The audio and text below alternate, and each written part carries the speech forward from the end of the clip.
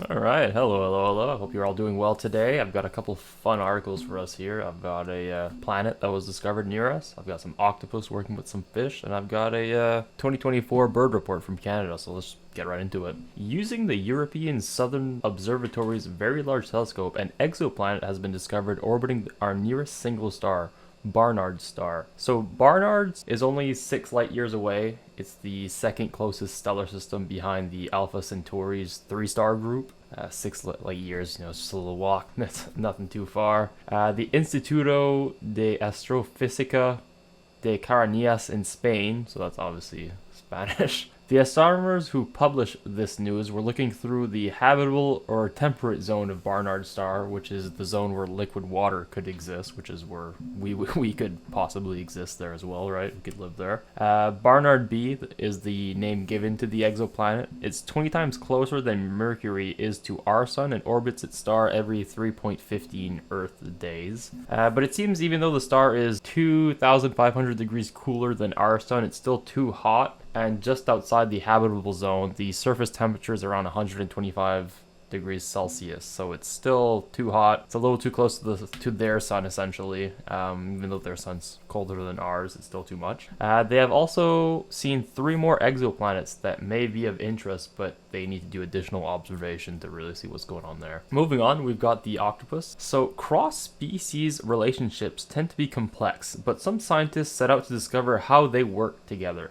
Is it democratic? Is it despotic? Let's see how the octopus Cyanea collabs with multiple fish species. Using about 120 hours of diving 3D video, scientists found that in the case of octopus and fish, there was no true leader. It was democratic. The fish were responsible for exploring the environment and deciding where to move, and the octopus would decide if and when to move.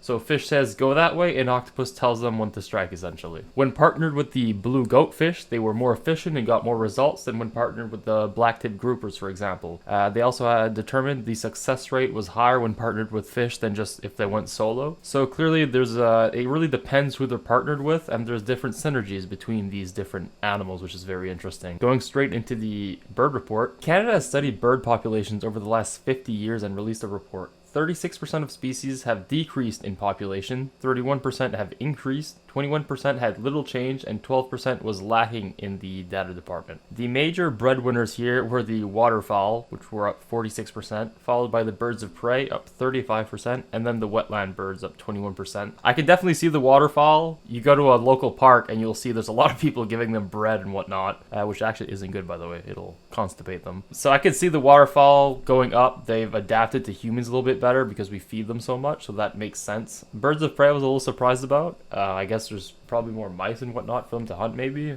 or the destruction of habitat. I'm just a little surprised with that one.